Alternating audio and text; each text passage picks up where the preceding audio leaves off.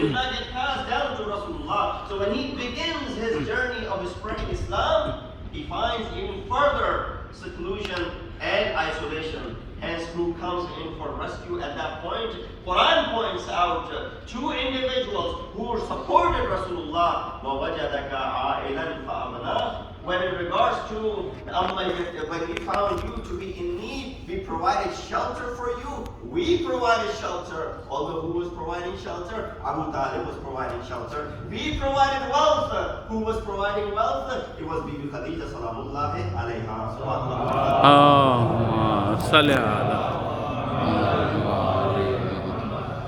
Quickly, I will go through because I don't have a great deal of time. Ayat number 2. That reflects on the seerah of Hazrat Khadiza. Although the ayat mafhum may be general, from Surah Furqan, ayat number 74, which says the following: وَالَّذِينَ يَقُولُونَ رَبَّنَا هَبْ لَنَا مِنْ أَزْوَاجِنَا قُرَّةَ أَعْيُنٍ أَزْوَاجِنَا وَذُرِّيَّاتِنَا قُرَّةَ أَعْيُنٍ وَاجْعَلْنَا لِلْمُتَّقِينَ إِمَامًا. Oh Allah, provide for us from our azwaj and from our progeny those who are delight for our eyes, and وَجَعَلْنَا لِلْمُتَّقِينَ إِمَامًا, and make us the imam of those who are muttaqeen. You find all of the characteristics of those individuals who are found in the household of Hazrat Khadija. Rawayat mentioned under this ayat that Allah subhanahu wa ta'ala, when he mentions azwaj, it is referring to Hazrat Khadija salamullahi alayha. When it refers to dhurriyat, it refers to Hassan and Hussein alayhi wassalatu wassalam. And when it refers to وَجَعَلْنَا لِلْمُتَّقِينَ إِمَامًا, it refers to Imam al-Muttaqeen, Amir al-Mu'mineen, Ali ibn Abi Talib.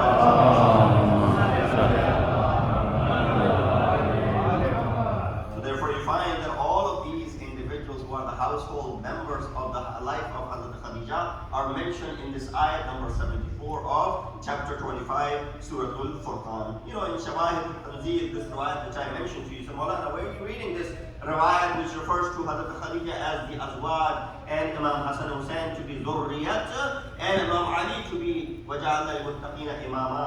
This is in Shawahid Tanzeel, which by the way is not a book of Ahl-e-Tashayyu, rather it is a book from Ahl-e-Tasannun. Third ayah which I want to share with you is from Surah Waqi'ah, ayat number 10 and 11. You've heard this ayat as well. Surah Waqi'ah is something which is recommended to be recited on a daily basis.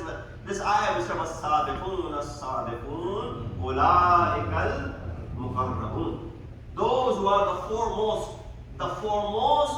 as far as the good deeds and the faith and the virtue are concerned, those who are the ones that are close to Allah subhanahu wa ta'ala. We find that amongst the misdaq of this ayah is none other than Hazrat Khadija. Why? She's the foremost in many of the things that no one else stands close to her.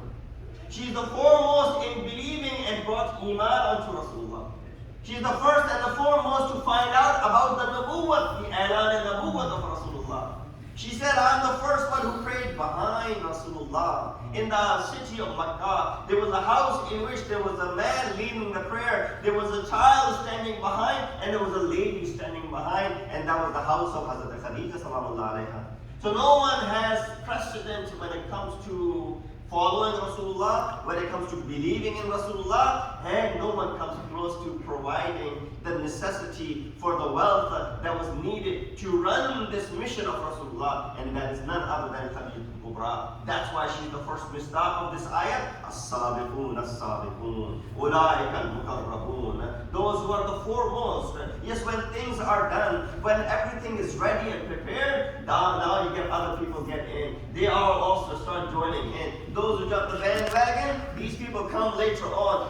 Those who are the pioneers, right? That's why you remember the names of the pioneers of this history of the world as well. Who remembers Edison? Yes, everybody remembers Edison. Who remembers Marconi? They remember Marconi. Who remembers all these other people, Graham Bell and others? They were the inventors. They developed something for the first time. Although much better version of those things exist today, yet you remember the pioneers.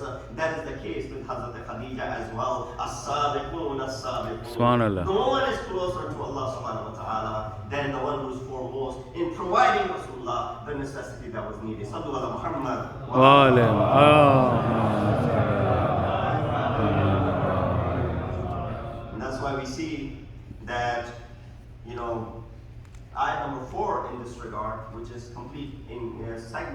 the third discussion is from Surah Hadid, ayat number 10, where Allah subhanahu wa ta'ala mentions in regards to infaq fi sabilillah, spending in the way of Allah subhanahu wa ta'ala, when he says, وَمَا لَكُمْ أَلَّا تُنْفِقُوا فِي سَبِيلِ اللَّهِ وَلِلَّهِ مِيرَاثُ السَّمَاوَاتِ وَالْأَرْضِ. To Allah belongs the mirath of samawat and the earth. لَا يَسْتَوِي, this is the point, لَا يَسْتَوِي مِنْكُمْ مَنْ أَنْفَقَ مِنْ قَبْلِ الْفَتْحِ وَقَاتَلَ. Those people cannot be compared, those who provided Rasulullah before the conquest of Makkah, to those who provided Rasulullah after the conquest of Makkah.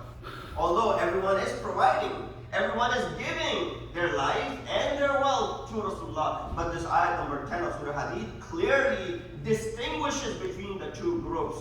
That those who gave before Fatih Makkah and those who gave after Fatih Makkah, there's a difference in maqam of those individuals. And then those who gave before Fatih Makkah, amongst them the leading personality is none other than Hazrat Khadiza al-Kubra, Salamullahi alayha.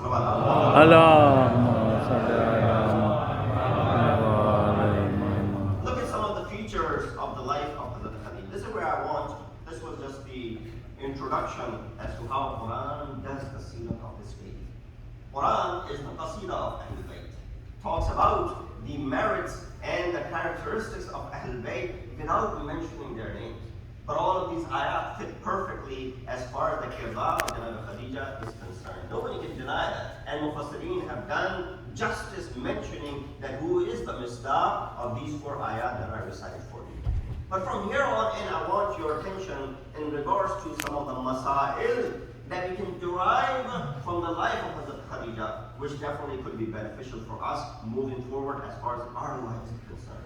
Because at the end of the day, whether it's the life of Rasulullah who's Usmatul Hasana, whether it's the life of the wife of Rasulullah who's Khadijatul Kubra, whether it's the life of Sayyidatul Nisa al-Alamin who's the daughter of Rasulullah, whether it's the life of Amir al-Mu'mineen who's son-in-law of Rasulullah, whether it's the life of Hasanain Karimain who are the grandsons of Rasulullah, these are the real role models for us.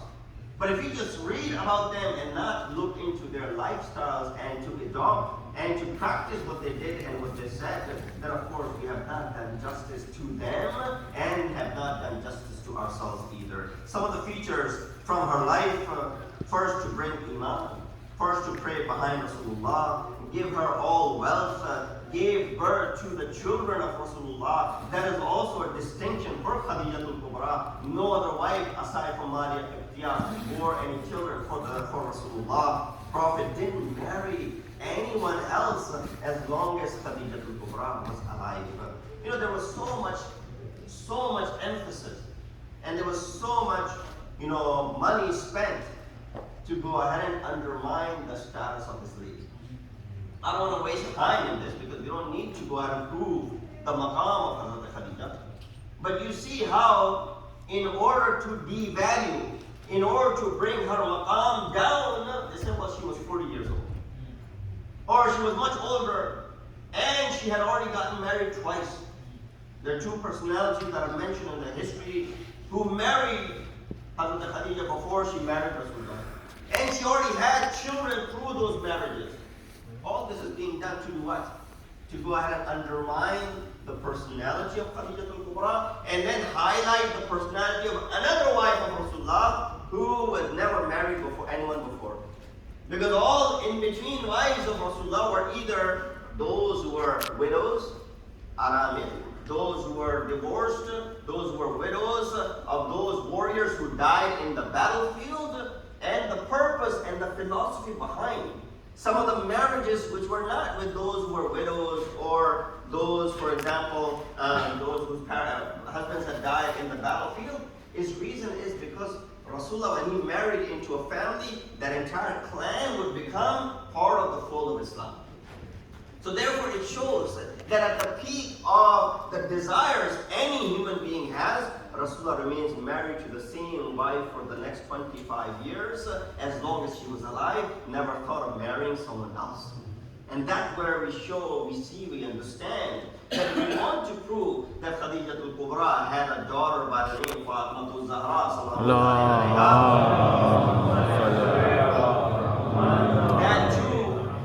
that too, that daughter, 5 years prior to her wafat, because Rasulullah receives the first revelation at the age of 40.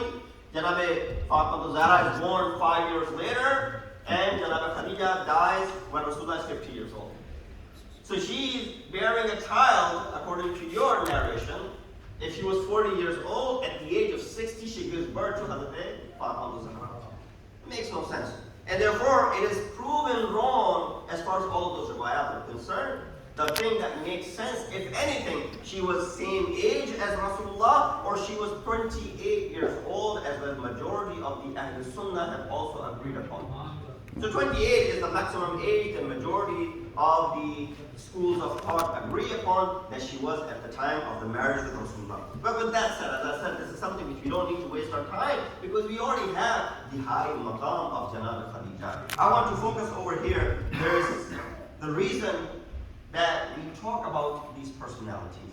What should you look for when it comes to marriage? You know, when Rasulullah is presented with this proposal, and the proposal comes from Hazrat Khadija, Rasulullah goes with Hazrat Abu Talib for this marriage. You know the reasons that are mentioned from the side of the family of Hazrat Khadija? Why do we want to marry your son? Why do we want to marry Rasul from the family of yours, O Abu Talib? These were the reasons that were mentioned. Yabni Am, oh my cousin, because Rasulullah was cousin to Hazrat Khadija. If you go back to Qusay ibn Qilab, the two meet, the forefathers meet. So therefore they're cousins in that regard. It says, Yabni Am, inni qad raghibtu fika liqirabatika minni. Here, 4 things you should take close control or look at when you are marrying your daughters. When marrying, these 4 things which Janab Khadija is mentioning. Number 1, she says what? Inni qad raghibtu fika liqirabatika minni. I'm marrying you because of the relationship that I have with you. I don't want to get into the details and explanation that, you know, marrying with someone in your family has this, that downfall and whatnot. That is something science will come and talk about. But it's not talking about immediate family for that matter either. Someone who is related to you. Why? Because there's an understanding between the family members. And if it's not related to you, get to know their family. Don't just walk into a brick wall. Do your homework. Don't just resort to istikhara. Molana, do the istikhara proposal that's come. No. Do your due diligence when it comes to getting to know that family in which you're getting your daughter or your son married to. So they qirabatika minni. That's the first criteria Hazrat Khadija set. Number 2, wa sharafaka fi qawmik. I'm marrying you, O Rasul, because of your nobility in your qawm and your qabila, in your tribe. So when you're looking for a suitable match for your daughters or a suitable match for your sons, look for someone who's sharif, those who have nobility in the society and in the community. Number 3, wa amanatika indahum, and your trustworthy nature next to them, wa husn khulqik, and your good characteristic, and wa sadiq hadithik. And of course, you are always righteous when it comes to speaking to individuals. So I mentioned the qarabat, the relationship. Why is it important? That is important for compatibility. This is where you get to check if there is a compatibility between the 2 houses for them to have their children get married. That's the first criteria. Second criteria, nobility. You know, if you're lucky, inshallah, alhamdulillah, mu'mineen are noble, and that's something which is understood. Number 3, amanatika indahum. You are trustworthy. Rasulullah worked for Hazrat Khadija. He worked for a while, serving her and protecting her trade and taking her from one place to another. So she developed that trust in him. Remember the story of the daughters of Hazrat Shu'aib? That when Hazrat Musa helped out the daughters of Hazrat Shu'aib, she said, my father wants to see you. And then she said this, oh father, hire him, best of whom that you may hire someone who is strong and trustworthy. Hazrat Shu'aib said, oh my daughter, I realize that you understand that he is strong because he fetched water for you. But how do you understand that he's Ameen? How did you figure that out in that one incident of yours?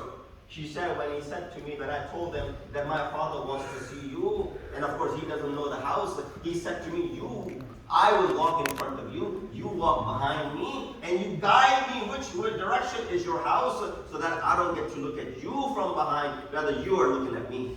This is where he shows his amanat-dari and trustworthiness. Where do you find such trustworthiness? It is hijab of men that is needed as far as our society is concerned. Number 3, which is mentioned over here, husn khulq. Today, one of the main reasons where talaq is taking place is because of the mistreatment, is because of the bad behavior, is because of the lack of trust, is because of the unfaithfulness, is because of the khayana, and it is also because of the family intervention into the families, which is leading cause of the divorces in our community. Learn from Janab Khadiza, where she's saying these are the attributes that you should be looking for. And lastly, she said there was Sidq Hadith. Oh Habib, I'm marrying you because you are righteous. You do not lie. No one has ever heard a lie from you. Even those who are your enemies, they consider you to be sadiq, along being with Ameen. And that is the reason that I am marrying you. Hazrat Abu Talib then took the command and he said, you know why we are marrying in your family? Don't anyone think that we're marrying because of her jamal and because of her mal, because Khadija possessed a great deal of wealth. Don't anyone think that Rasul is marrying her because of her wealth or because of her jamal. Rather, the reason we are marrying, inna ibn akhina Muhammad abd ibn Abdullah khataba karimatukum al-mawsufa bis-sakha'i wal-ifah.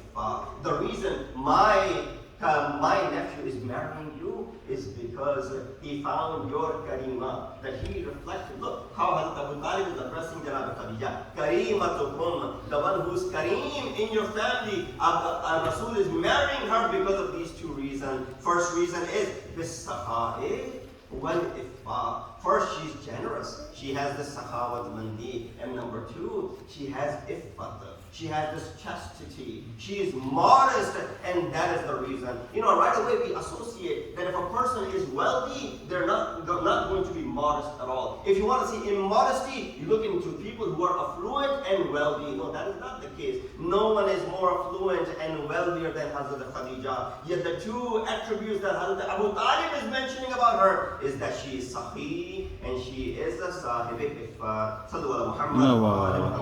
Allahumma.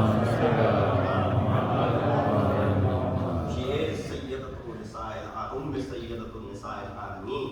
She is A'immatul Muslimin. She is also Kafilatu Amir al-Mu'mineen. Someone who did the kifalat of Ali ibn Abi Talib.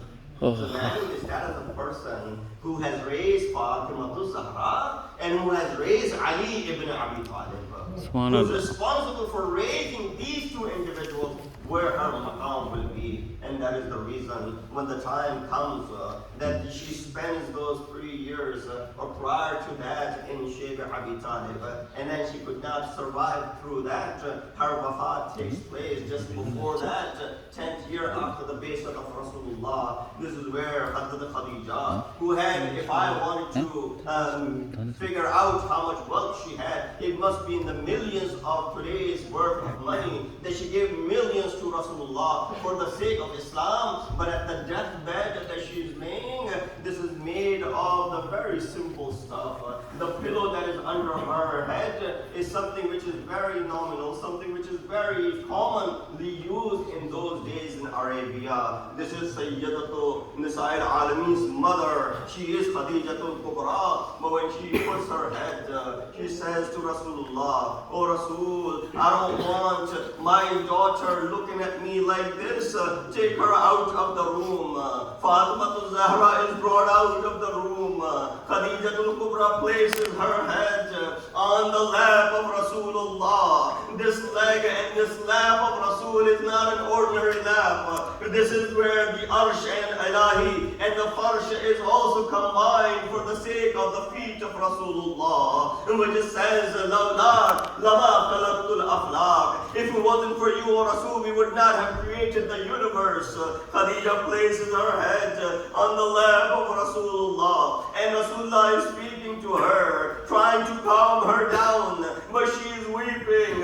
Rasul says, "Oh Khadija, what is the reason for you to cry?" And she does not say anything. The only thing she said, "I'm worried if my Rabb is razi with me." The humble gham of Khadija is that if my Rabb is razi with me, the Rabb who sends salutations on to her. But then time comes, she requested Fatima Zahra, ask your father. I don't want to ask him myself to give me his libas as my kafan. Rasulullah gives Khadija the libas for her kafan so she can continue to smell the fragrance of Rasulullah even when she's in her grave. And lastly, what happens to Khadija when she leaves this world? This 5-year-old daughter, Fatima Zahra, and she has these questions. Rasulullah goes and buries Khadija, comes back home, he's sitting next to Fatima. There's no one else to console Fatima. Fatima says, Aina Ammi, oh Baba, where is my mother? What happened to her? And Rasulullah cannot console Fatima. Jibreel comes down. Oh Rasul, tell your daughter, Khadija is next to Asiya. Khadija is next to Maryam. Khadija is next to Kulthum in this fort which is made of Yaqut that she doesn't have to worry about. I say, oh Khadija al-Kubra, and you had this tragic life towards the end. Rasulullah called it to be Amul Huzn, but with all the tragedies, you did not deserve what happened to your grave. Only 100 years ago, when Jannatul Baqi was demolished, even Jannatul Mu'alla, where the grave of Khadija is, was also demolished. Allah.